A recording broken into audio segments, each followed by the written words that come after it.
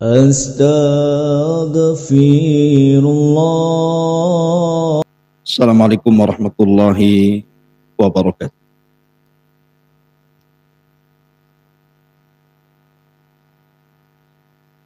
Alhamdulillah wassalatu wassalamu ala Rasulillah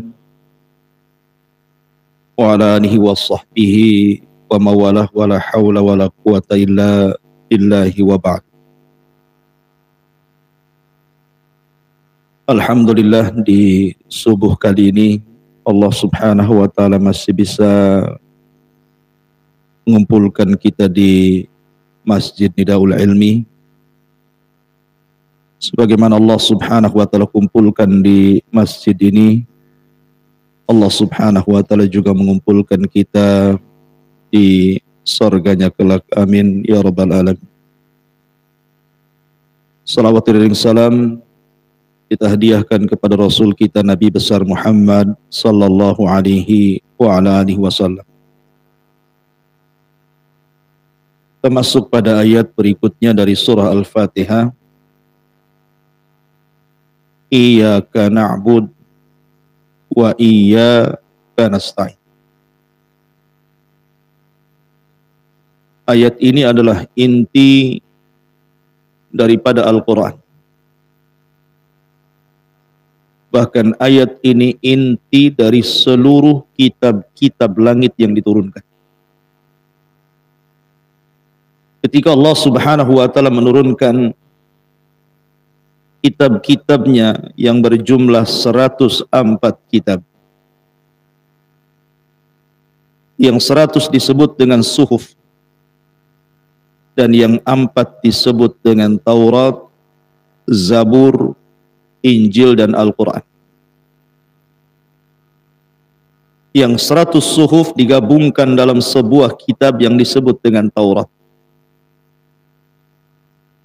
Kemudian yang 100 suhuf dan Taurat digabungkan dalam kitab Injil. Dan yang 100 kitab Injil, bahkan Zabur dan Taurat, disatukan oleh Allah subhanahu wa ta'ala di dalam kitab yang kita kenal dengan Al-Quran. Kemudian Al-Quran digabungkan dalam satu surat yang disebut dengan suratul Fatihah.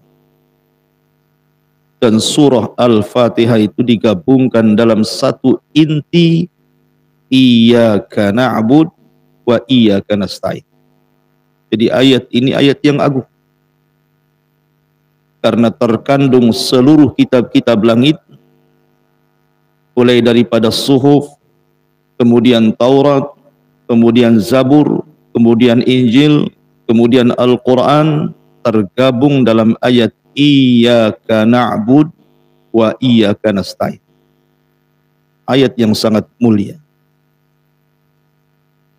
Allah subhanahu wa ta'ala letakkan kalimat Iyyaka na'bud wa iyyaka nasta'in di pertengahan surah Al-Fatihah. Sebelumnya 3 ayat dan setelahnya juga 3 ayat.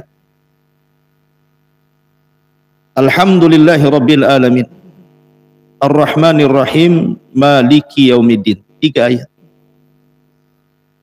Kemudian Iyyaka na'bud wa iyyaka nasta'in. Ihdinas siratal mustaqim, siratal ladzina an'amta 'alaihim ghairil maghdubi 'alaihim waladdallin.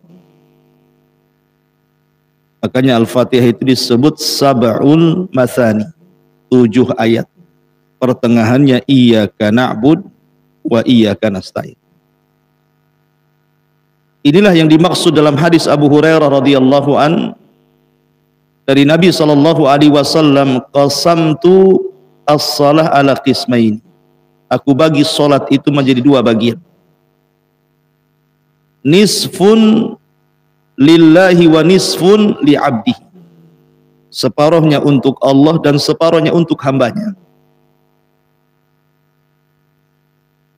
Ketika Allah subhanahu wa ta'ala mengatakan Iyyaka na'bud, berarti di sini bagian untuk Allah.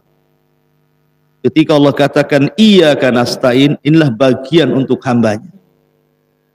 Jadi Iyyaka na'bud separuh untuk Allah, wa iyyaka nasta'in, separuhnya untuk hambanya.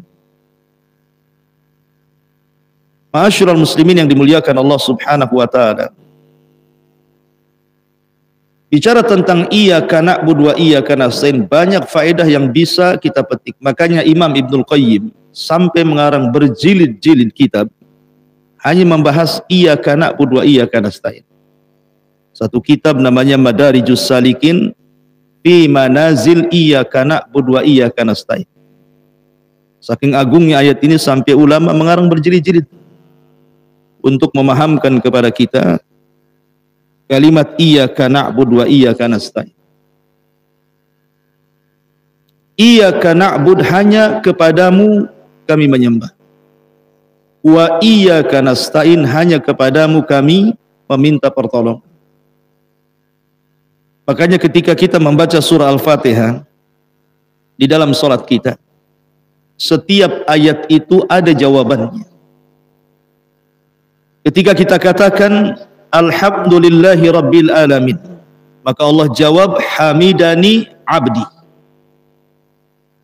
Ketika kita katakan ar-Rahman ar-Rahim, Allah jawab asna alayya abdi. Ketika kita katakan maliki yaumiddin atau maliki yaumiddin, bisa dibaca mimnya panjang, bisa dipendekkan mimnya, dua qiraah. Maka Allah Subhanahu wa taala katakan majjadani abdi. Tapi ketika Allah Subhanahu wa taala ketika kita katakan iyyaka na'budu wa iyyaka nasta'in, jawabannya berbeda. Dia mengatakan hadza baini wa baina abdi wa li abdi ma sa'al. Berarti kan artinya ketika kita katakan alhamdulillahi rabbil alamin, segala puja dan puji hanya milik Allah, Rabb, penguasa alam semesta. Apa jawaban Allah? Hamidani abdi, hambaku sedang memujiku. Apabila kita katakan Ar-Rahman Ar-Rahim, maka Allah jawab asna alayya abdi. Lebih khusus lagi, hambaku sedang mengagung-agungkan diriku. Apabila kita katakan maliki yaumiddin, maka Allah jawab majjadani abdi, hambaku sedang membesar-besarkan diriku. Tapi ketika kita katakan iyyaka na'bud wa iyyaka nasta'in, apa kata Allah? Hadza baini wa baina abdi. Sesungguhnya ia sedang membagi antara diriku dan dirinya. Maka setiap permintaan hamba pasti kukabulkan. Makanya setelahnya ihdinas siratal mustaqim. Kita meminta kepada Allah hidayah. Jadi iyyaka na'bud diberikan kepada Allah, wa iyyaka nasta'in ini untuk kita. Subhanallah, lihat tertib Al-Quran. Sebelum Allah Subhanahu wa taala mengatakan iyyaka na'bud, Allah sebelumnya memulai dengan 3 kalimat yang menunjukkan kepada ilmu tentang Allah. Ilmu tentang Allah. Karena alhamdulillahi rabbil alamin ar-rahmanir rahim maliki yaumiddin terkandung 3 tauhid. Tauhid rububiyah, tauhid uluhiyah, tauhid asma dan sifat. Dan ketika kita bicara tauhid, artinya bicara tentang ilmu, tentang pengetahuan. Siapa Rabb kita? Setelah kita diajarkan pengetahuan tentang siapa Rabb kita, baru kita dituntut untuk beribadah kepada Rabb yang sudah kita ketahui. Dari sini tauhid terbagi menjadi 2, tauhidul ilmi wal ma'rifati wa tauhidil qasdi wat taladi. Pertama tauhid yang berkenaan dengan ilmu dan pengetahuan, dan itu 2, rububiyah dan asma was sifat. Baru bicara tentang tauhid al-qasdi wat talab. Tauhidul amal namanya. Tauhid yang bicara tentang ibadah. Dan dari sini menunjukkan takdimul ilmi alal amal namanya. Mendahulukan ilmu dibandingkan amal. Makanya kenapa Allah Subhanahu wa taala mengatakan dalam Al-Qur'an wa'lam annahu la ilaha illallah wastaghfir li dzambik. Ketahuilah, ilmui bahwa di sana tidak ada sesembahan yang berhak disembah kecuali Allah. Kemudian beristighfarlah engkau. Di sini Allah dahulukan ilmu baru amal. Makanya Imam Bukhari membuat satu bab dalam sahihnya, babul ilmi qabla al-qawli wal amal. Bab berilmu dulu, kemudian berkata-kata dan beramal. Ma'asyiral muslimin yang dimuliakan Allah Azza wa Jalla, tidak mungkin seseorang menyembah Allah Subhanahu wa taala dan mengatakan hanya kepadamu ya Rabb aku menyembah, dan hanya kepadamu ya Rabb aku meminta pertolongan, kalau sebelumnya tidak memahami kalimat ayat yang 3. Maksudnya gimana? Alhamdulillahi Rabbil Alamin terkandung di dalamnya al-mahabbah, kecintaan kepada Allah. Karena memuji itu karena cinta. Antum memuji, orang benci tidak mungkin antum puji kan? Memuji itu karena cinta. Ketika kita katakan alhamdulillah segala pujaan dan pujian hanya kepada Allah. Kenapa kita memuji Allah? Karena kita cinta dengan Allah. Orang yang tidak cinta dengan Allah mustahil mengatakan iyyaka na'bud wa iyyaka nasta'in. Macam mana dia akan menyembah Allah sementara di sana ada zat selain Allah yang ia cintai?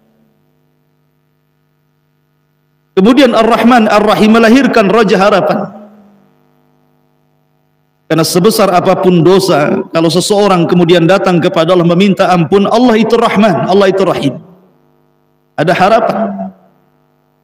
Kalau seandainya seseorang mengharap kepada selain Allah Subhanahu wa taala, mungkinkah dia mengatakan iyyaka na'bud, hanya kepadamu kami menyembah? Mustahil.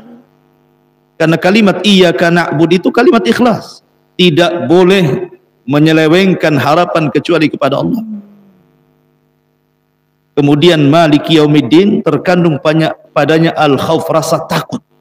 Karena Allah lah penguasa alam semesta. Kita tidak bisa apa-apa. Dia bisa mengadab sekehendaknya. Dia bisa menghancurkan sekehendaknya karena dia Maliki Yaumiddin. Maka terakhir sifat takut. Kalau seandainya seseorang takut kepada selain Allah Subhanahu wa taala, mungkinkah dia mengatakan iyyaka na'bud? Mustahil. Karena takut tidak boleh diberikan kecuali kepada Allah Subhanahu wa ta'ala. Itulah tertib Al-Quran yang sangat indah. Didahulukan dengan mahabbah, dengan raja, dengan cinta, baru Allah katakan iyyaka na'bud wa iyyaka nasta'in. Kalau anda betul-betul mencintai Allah, kalau anda betul-betul mengharap kepada Allah, kalau anda betul-betul takut kepada Allah, maka anda bisa beribadah kepada Allah Azza wa Jalla. Ma'asyiral muslimin yang dimuliakan Allah Azza wa Jalla, iyyaka na'bud wa iyyaka nasta'in. Kalimat iyyaka na'bud wa iyyaka nasta'in terdapat obat bagi kita selaku hamba Allah Azza wa Jalla. Obat dari dua penyakit yang sangat bahaya. Kalimat iyyaka na'bud mengobati penyakit riya, syirik, dan menyekutukan kepada selain Allah Azza wa Jalla. Karena ketika kita mengikhlaskan ibadah hanya kepada Allah, berarti tidak ada selain Allah yang kita sembah. Kemudian iyyaka nasta'in mengobati penyakit al-kibar, kesombongan. Oh, kita masih butuh Allah. Kita tidak boleh sombong. Kita masih mengharap kepada Allah, kita masih butuh Allah. Sehingga ketika sifat riya dan kibar itu hilang dengan kalimat iyyaka na'budu wa iyyaka nasta'in, berarti kita mudah beribadah kepada Allah. Karena yang menghalangi ibadah itu riya dan sombong. Kemudian juga bisa menghilangkan yang pertama penyakit syubhat. Ketika kita katakan iyyaka na'bud, maka kita sedang mengobati penyakit syubhat. Dan iyyaka nasta'in berarti kita sedang mengobati penyakit syahwat. Dan dua penyakit ini bahaya. Satu dari syaitan dan satu dari jiwa kita sendiri.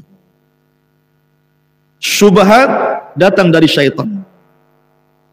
Dan cara melawan syaitan hanya dengan ibadah. Kalau anda membaca Quran, setan lari. Kalau anda berzikir, setan lari. Kalau anda salat, setan benci. Hanya dengan ibadah kita bisa mengusir syaitan. Kemudian syahwat yang datang dari jiwa. Syahwat tidak ada kaitan dengan syaitan. Dan Allah yang mengatakan wa innan nafsala ammaratun bisu. Sesungguhnya jiwa itu selalu merintahkan keburukan. Seandainya seseorang tidak digoda syaitan pun, orang bisa sesat dengan hawa nafsunya. Inilah yang melahirkan penyakit syahwat. Keinginan untuk berzina, keinginan untuk minum khamar, keinginan untuk membunuh, keinginan begitu seterusnya. Syahwat. Ingin dunia, ingin kesenangan, itu syahwat artinya. Dan ini merusak akhlak. Kalau syubhat merusak agama. Nah, kalimat iyyaka nasta'in, kita meminta pertolongan kepada Allah agar hati kita ini istiqamah, agar hati kita tidak merubah, tidak mudah berubah gitu ya, sehingga kita mudah mengikuti hawa nafsu. Dan hanya dengan pertolongan Allah hati kita akan istiqamah. Ya muqallibal qulub, tsabbit qalbi ala ta'atik. Zat yang membolak-balikan hati, tetapkan hatiku di atas ketaatan kepada. Ma'asyiral muslimin yang dimuliakan Allah Subhanahu wa taala.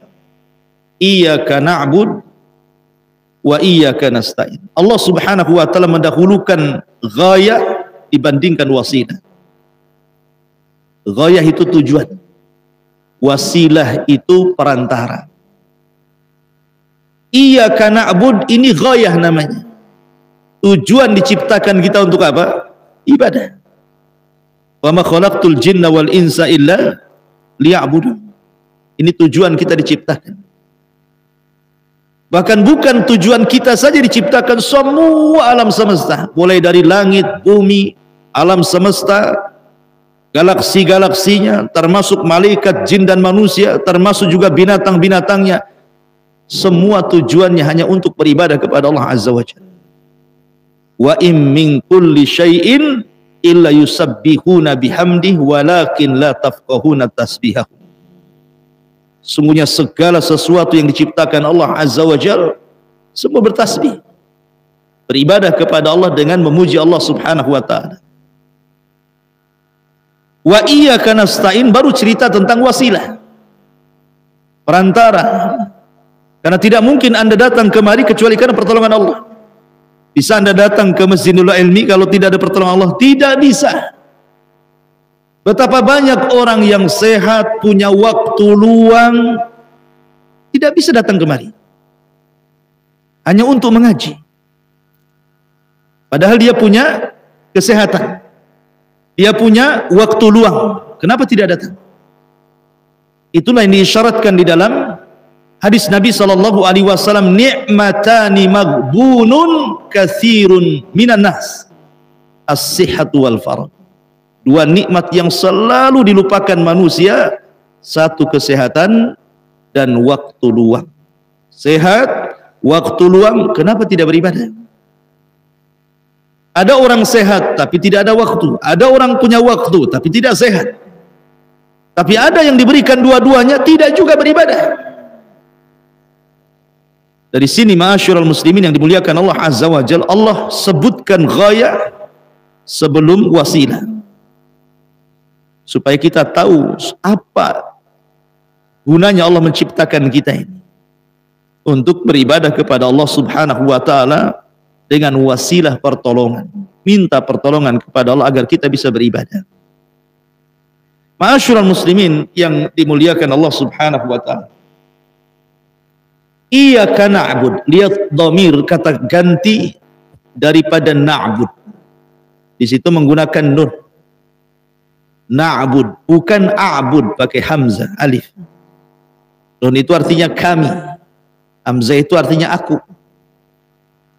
Kenapa Allah Subhanahu wa taala kemudian menyebutnya kalimat na'bud tidak a'bud? Iyyaka a'bud wa iyyaka asta'in. Tapi Allah katakan iyyaka na'bud wa iyyaka nasta'in. Kenapa kata gantinya menggunakan kami bukan aku? Sebab kalau kata ganti dhamir itu disebut dengan mutakallim a'bud, hanya kepadamu aku beribadah. Berarti dia bicara tentang dirinya sendiri. Hanya dia saja yang beribadah kepada Allah. Tetapi ketika Allah sebutkan na'bud, berarti ibadah itu bukan hanya menyangkut diri kita saja, tetapi mengajak keluarga kita, mengajak tetangga, mengajak orang-orang untuk sama-sama beribadah kepada Allah Azza wa Jalla. Karena kalimat na'bud ini terkandung pertama seluruh anggota badan kita. Mata kita, telinga kita, hidung kita, mulut kita, tangan kita, kaki kita, seluruh badan kita, semua kita serahkan kepada Allah. Cukup sampai di sini? Tidak. Tetapi dengan ibadah itu juga kita libatkan keluarga. Makanya Allah mengatakan ku anfusakum wa ahlikum nar. Jaga diri kalian dalam satu waktu, ajak keluarga kalian.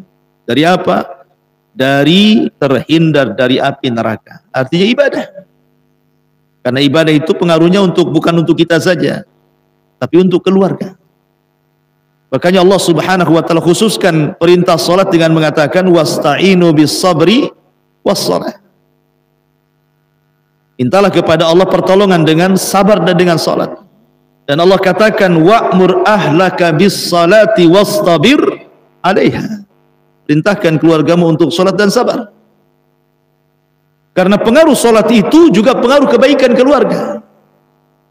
Ibrahim alaihi salatu wassalam ketika ditangkap istrinya oleh Fir'aun, salah satu Fir'aun di zamannya, kemudian istrinya hendak dilecehkan, hendak dijamah oleh si Fir'aun Mesir ini. Tapi kemudian Ibrahim salat. Dia berdoa kepada Allah untuk ditolong istrinya. Maka setiap raja Fir'aun ini hendak menjamah istrinya, tidak bisa. Sampai akhirnya ketakutan dan marah sama para penggawa prajuritnya dan mengatakan, kusuruh kalian mendatangkan manusia, kalian pula mendatangkan setan kemari. Takutan sama istrinya Ibrahim. Akhirnya disuruh pergi, dikasih budak Sarah. Allah selamatkan Sarah berkat salatnya Ibrahim. Artinya salat itu membawa pengaruh. Ketika keluarga itu ada yang salat, masih ada keselamatan dalam rumah itu, masih ada ketenangan. Tapi kalau orang tidak salat dalam rumah itu, tidak akan selamat rumah itu. Jadi salat itu adalah ibadah yang mempengaruhi yang lainnya. Makanya lafadznya bukan iyyaka a'bud, tetapi iyyaka na'bud. Maksudnya mencakup orang lain juga. Makanya menggunakan dhamir kami. Kami itu orang ramai. Wa iyyaka nasta'in. Ma'asyiral muslimin yang dimuliakan Allah Subhanahu wa taala. Kemudian bicara tentang iyyaka na'budu wa iyyaka nasta'in juga. Di sini kita bicara tentang ibadah. Apa itu ibadah? Dan apa keutamaan ibadah? Kenapa pula Allah suruh kita ibadah? Ma'asyiral muslimin yang dimuliakan Allah Azza wa Jalla. Allah mengatakan wa ma khalaqtul jinna wal insa illa liya'budun. Tidaklah aku ciptakan jin dan manusia kecuali aku tuntut mereka untuk beribadah kepada Allah Azza wa Jalla. Dan ibadah itu diambil kalimat dari kalimat az-zul wal khudu. Ibadah itu diambil dari makna arti merendahkan dan menghinakan diri. Makanya ketika kita katakan hayawan mu'abbad, hewan mu'abbad, hewan yang tunduk, itu artinya. Ibadah itu artinya ketundukan. Kenapa ibadah itu artinya ketundukan? Karena di hadapan kita ada Rabb yang sangat kuat. Maka kita harus tunduk kepada Rabb yang sangat kuat, yang sangat perkasa. Al-Qahir fawqa ibadi, yang bisa melakukan apa saja kepada hambanya. Makanya ketika kita beribadah, artinya kita bertunduk kepada Zat yang maha kuat. Itu arti ibadah. Kenapa antum ibadah? Antum sedang menundukkan diri kepada Allah Subhanahu wa ta'ala, merendahkan diri kepada Allah. Makanya ibadah itu perlu khusyuk. Ibadah itu perlu tumaknina. Ibadah itu perlu ketundukan kepada Allah Azza wa Jalla. Maka disebut ibadah. Tunduk kepada Allah Subhanahu wa ta'ala. Diberikan kepada siapa ibadah itu? Kepada Allah. Dan Allah itu la ilaha illallah. Tidak ada sembahan yang berhak disembah kecuali Allah. Di langit ada sesembahan, di bumi juga ada sesembahan. Ada orang yang nyembah bintang, matahari, bulan dan yang semacamnya di langit. Ada orang yang nyembah batu, gunung, lembah dan yang semacamnya di bumi. Bahkan hampir setiap makhluk dari zaman ke zaman pasti disembah. Kalau di zaman Nabi Nuh alaihi salatu wasalam orang hanya menyembah patung-patung orang-orang saleh. Di zaman Ibrahim berkembang kepada bintang, bulan, matahari. Akhirnya di zaman sekarang berkembang lagi. Sampai kepada ular sendok pun disembah. Zaman sekarang. Semacam kan. Gajah disembah, disembah. Sampai afwan, maaf saya pernah terbaca. Sampai di India itu ada patung seorang wanita. Kemudian nampak kemaluannya. Disembah juga. Alasannya dari situ keluar orang-orang baik. Dia tidak tahu Fir'aun juga keluar dari situ. Artinya bahwa sampai ada orang yang seperti itu.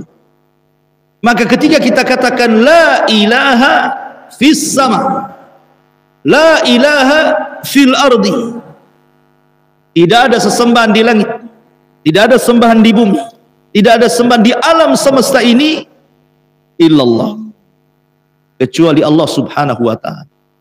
Dan Allah bukan bagian daripada sesembahan. Maksudnya begini, karena ada orang yang memahami bahwa Allah itu bukan orang Arab, seolah-olah apa? Allah itu bagian sesembahan yang dikeluarkan. Bukan begitu pemahamannya.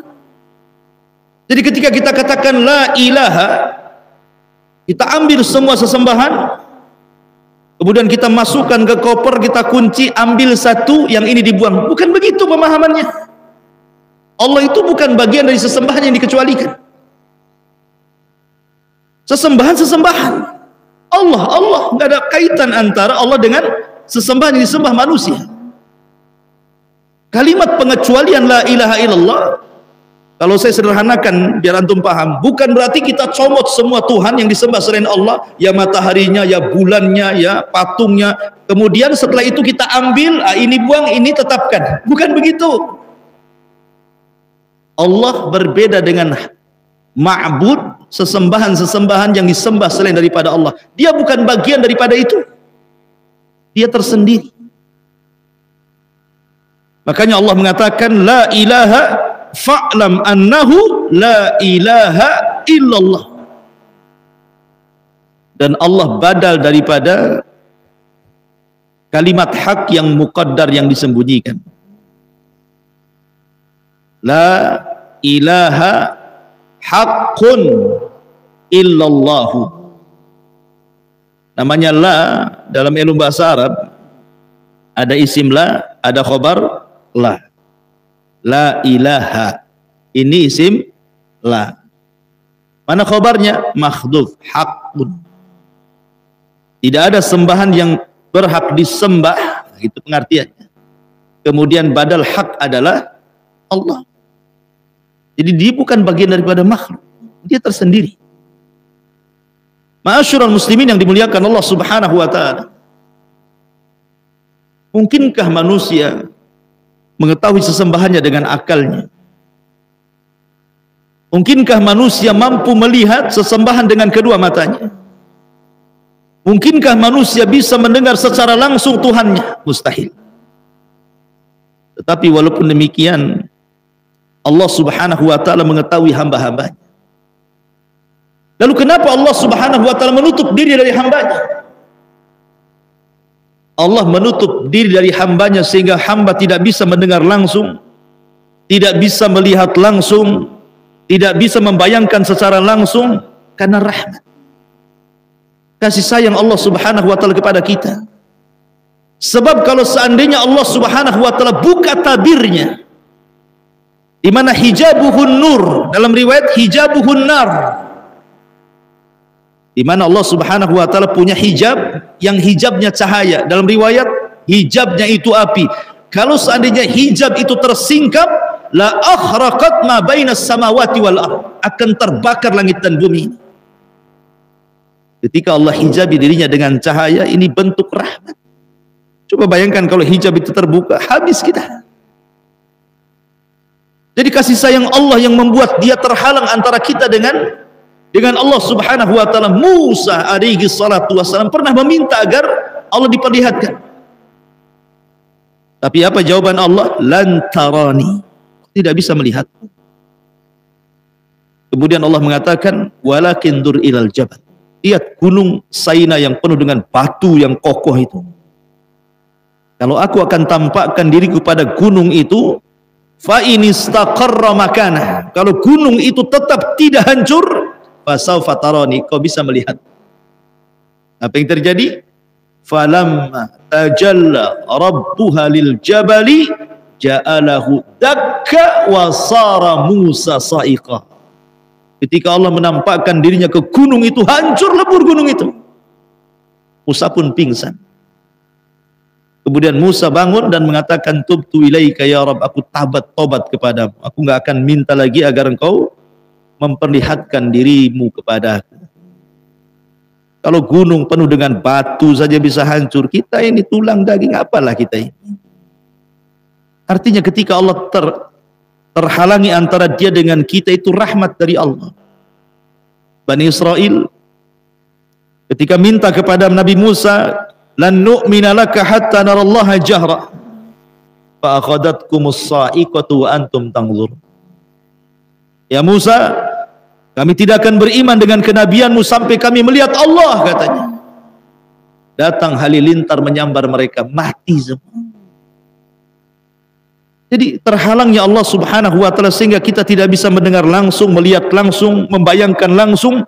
Itu semua rahmat dari Allah Subhanahu wa taala, kasih sayang Allah kepada kita.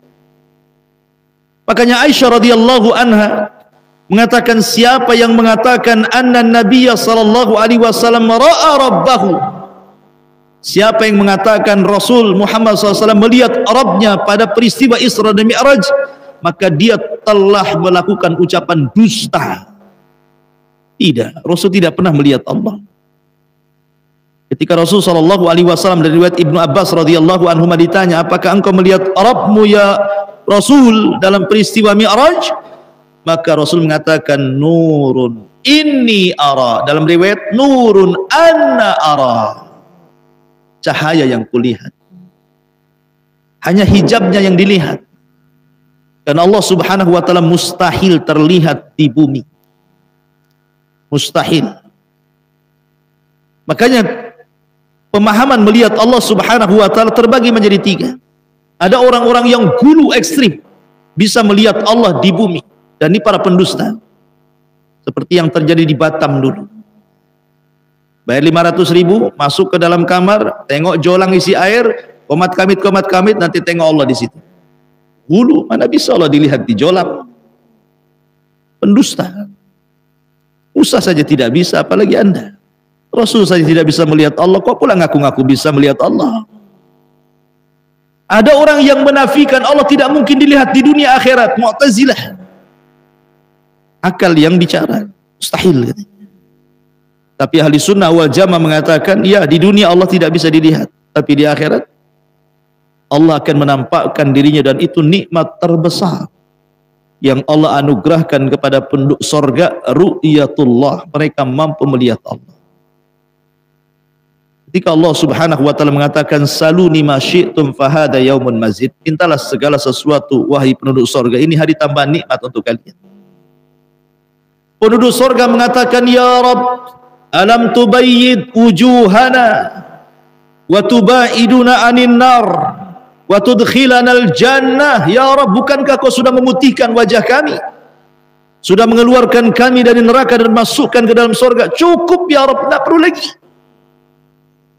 Tapi Allah mengatakan, Allah karim, saluni ma syi'tum, minta sesuatu kepadaku. Maka mereka bergerak kepada Adam alaihi salatu wassalam, ya Adam, apa yang harus kita minta kepada Allah? Maka Adam mengatakan kepada penduduk sorga, ya ahlal jannah, salullaha ridha, mintalah keridhaan Allah azza wa jalla. Fa inna Allah in sakhita alaikum akhrajakum kama akhrajani minal jannah. Kalau Allah sampai murka kepada kalian, kalian akan dikeluarkan dari sorga sebagaimana dulu aku pernah dikeluarkan dari sorga karena kemurkaannya. Minta keridhaannya supaya kalian tidak dikeluarkan lagi. Kemudian mereka mengatakan, ya Rabb, nas'alu ridhaka, kami meminta keridhaan, dan Allah kabulkan. Kemudian Allah Karim tetap meminta, saluni ma syi'tum, minta lagi. Mereka mengatakan, ya Allah, apa yang harus kita minta? Semua sudah dicukupi di sorga, apa yang harus kita minta lagi? Akhirnya mereka minta kepada Nabi Musa, ya Musa, apa lagi yang harus kami minta? Maka Musa mengatakan, salullah, mintalah kepada Allah agar kalian bisa melihat wajahnya. Karena aku pernah meminta di dunia, dia pun mengatakan lantarani, tidak bisa melihat. Maka penduduk surga meminta kepada Allah agar diperlihatkan wajahnya. Ketika Allah subhanahu wa ta'ala menyingkap tabir cahaya dan tabir apinya itu, semua penduduk surga melihat Allah. Mereka pun mengatakan, demi Allah tidak ada nikmat yang lebih besar dibandingkan melihat Allah subhanahu wa ta'ala. Itulah tambahan nikmat yang melebihi nikmat semua penduduk surga, ru'yatullah. Tapi di dunia tidak mungkin Allah terlihat. Sekali lagi, kenapa Allah hijabi dirinya dengan kita? Supaya kita merasakan rahmat Allah subhanahu wa ta'ala. Disitulah perlunya kita ilmu tentang Allah, karena Allah tidak bisa terlihat masalahnya. Allah tidak bisa didengar langsung suaranya oleh kita. Allah tidak bisa dibayangkan. Makanya kita harus paham siapa Tuhan kita, dan Allah sudah memahamkan siapa dirinya. Diutuslah Nabi SAW, diturunkan Al-Quran untuk memahamkan siapa dirinya. Nabi SAW datang dengan keterangan-keterangan menjelaskan siapa Tuhan kita, sehingga Tuhan tidak bisa dibayangkan, Tuhan tidak bisa dilihat secara langsung, Tuhan tidak bisa didengar, Tuhan tidak bisa dipikirkan. Tuhan itu dipelajari. Makanya orang barat, ketika tidak ada yang membimbing mereka tentang siapa Tuhannya, liarlah otak mereka ketika menggambarkan siapa Tuhan. Seperti orang barat ketika menggambarkan alien, gak pernah mereka itu melihat alien. Tapi mereka bayangkan, oh jangan-jangan alien itu seperti ini. Dibuatlah telinga panjang, dibuatlah taring, dibuatlah besar kepala, macam-macam.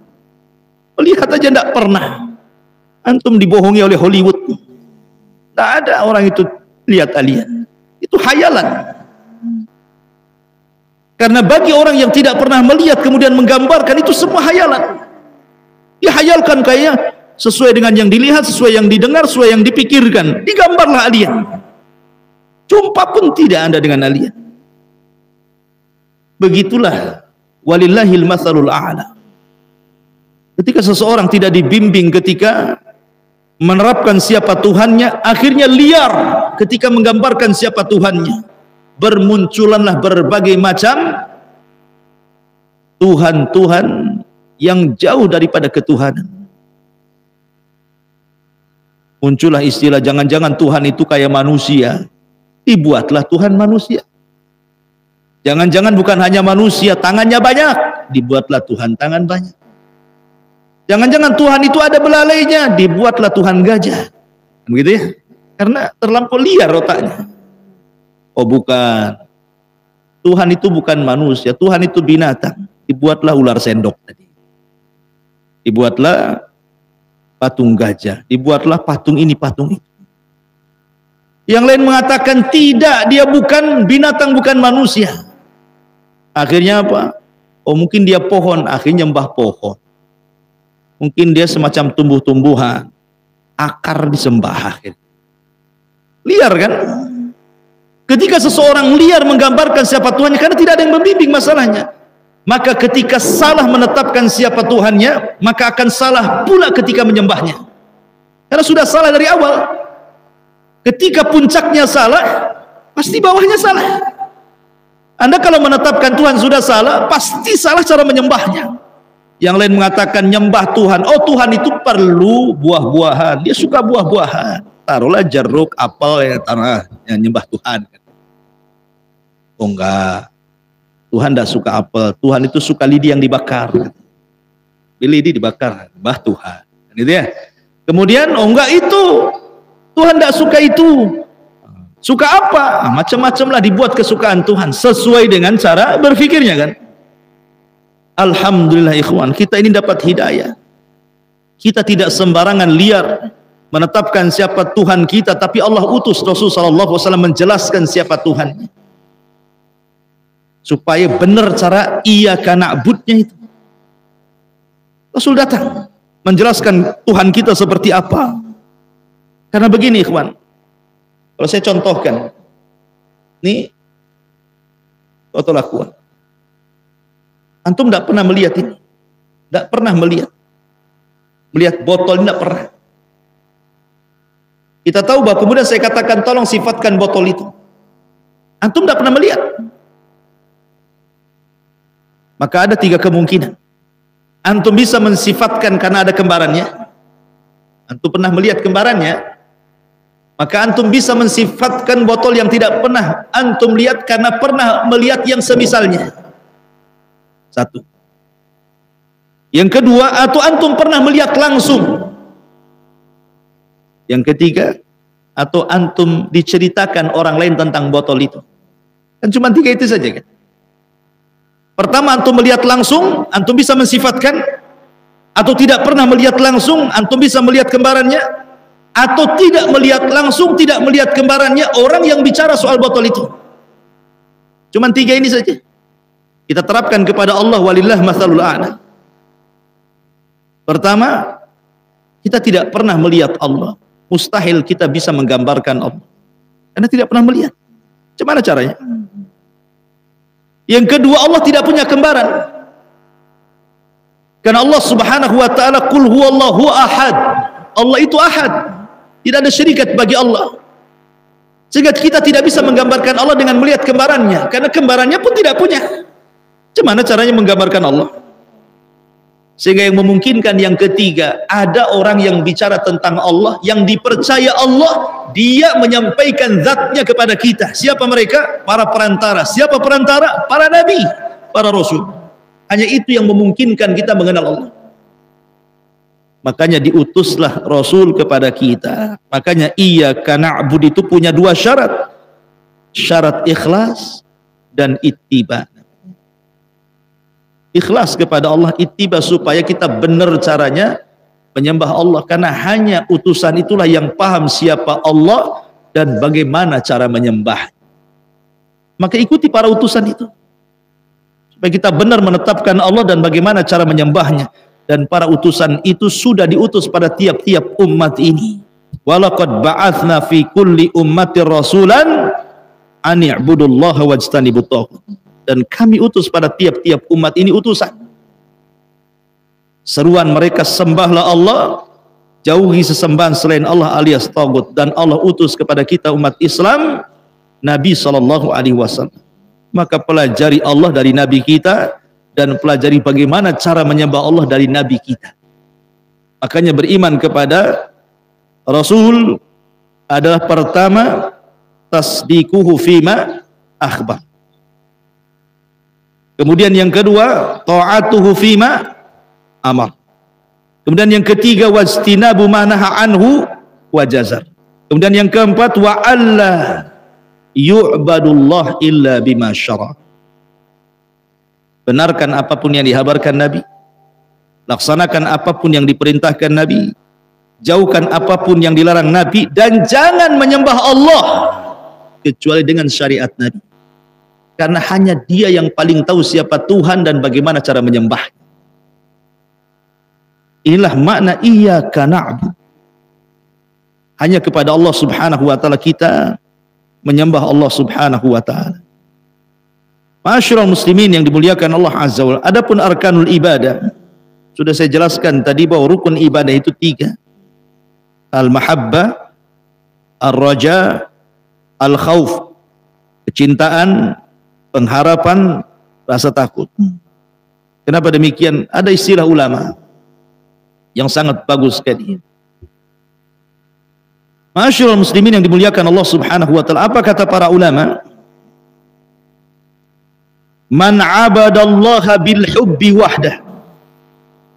Barang siapa yang hanya menyembah Allah dengan cinta saja, fahuwa zindik, maka dia zindik. Wa man 'abadahu bir raja'i wahdah, fahuwa murji. Siapa yang menyembah Allah dengan harapan saja, maka sama dengan murji'ah. Wa man 'abadallah bil khaufi wahdah.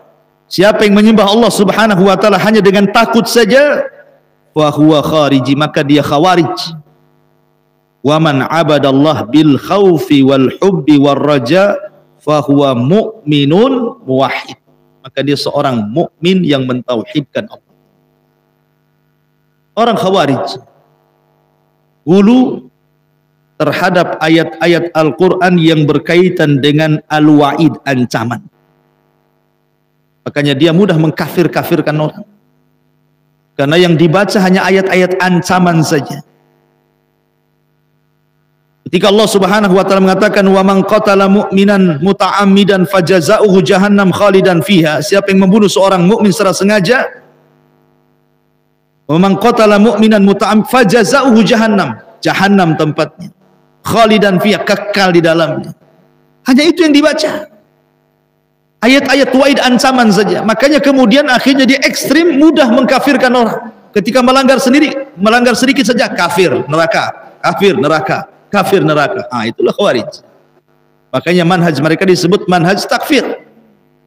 Udah mengkafir-kafir karena hulu terhadap ayat-ayat ancaman saja. Kenapa? Karena hanya beribadah dengan takut saja. Ancaman kan melahirkan takut. Berbeda dengan murjiah pula, yang dibaca ayat harapan saja, sorga, sorga, sorga, sorga, sorga. Akhirnya apa? Dia tidak takut dengan ancaman. Makanya pemahaman murjiah, Anda masih dikatakan beriman walaupun bermaksiat. Kenapa? Ada harapan ampunan, ampunan, ampunan, ampunan. Oh, rahmat Allah luas, tenang, tenang, tenang. Maksiat tidak masalah. Lain pula dia, terbalik dia. Kenapa? Hulu ekstrim terhadap harapan. Jadilah murjiah dia. Dan itu. Lain pula dengan khawarij, lain pula dengan murjiah. Ada juga zindik. Orang-orang al-hub, orang-orang yang mencintai Allah hanya dengan cinta saja. Saya tidak pantas masuk surga, tapi saya juga takut masuk neraka. Jadi kamu beribadah apa? Saya cinta, yang penting saya ibadah dengan al-hub, dengan hub, dengan hub saja. Nabi al-hub wal khauf wal raja digabungkan jadi satu, dan itu isi Al-Quran. Alhamdulillahi rabbil alamin, al-hub, ar-rahman, ar-rahim, ar-raja, maliki yaumiddin, khauf, iyyaka na'budu wa iyyaka nasta'in. Baru dengan tiga perkara itu kita beribadah kepada Allah Azza wa Jalla. Oleh karena itulah ma'asyiral muslimin yang dimuliakan Allah Azza wa Jalla, ayat iyyaka na'budu ini kalau kita mau kupas sebagaimana keterangan Imam Ibnul Qayyim dalam kitabnya Madarijus Salikin fi manazil iyyaka na'budu wa iyyaka nasta'in, banyak keajaiban-keajaiban yang kita bisa petik dalam kalimat iyyaka na'budu wa iyyaka nasta'in. Tapi masalahnya juga kalau kita hanya bicara iyyaka na'budu, ya kapan selesai Al-Fatihah ya? Kali pertemuan satu ayat saja. Ya, kita jelaskan secara global. Kalau secara rinci membahas iyyaka na'budu dan mengambil kitab Ibnul Qayyim saja nggak selesai-selesai, berbulan-bulan. Berjilid-jilid masalah kitabnya. Hanya menjelaskan iyyaka na'budu wa iyyaka nasta'in. Wallahu a'lam. Sudah syuruk. Subhanaka wa bihamdika asyhadu an la ilaha illa anta astaghfiruka wa atubu ilaik. Allahu ta'ala a'lam. Assalamualaikum warahmatullahi wabarakatuh.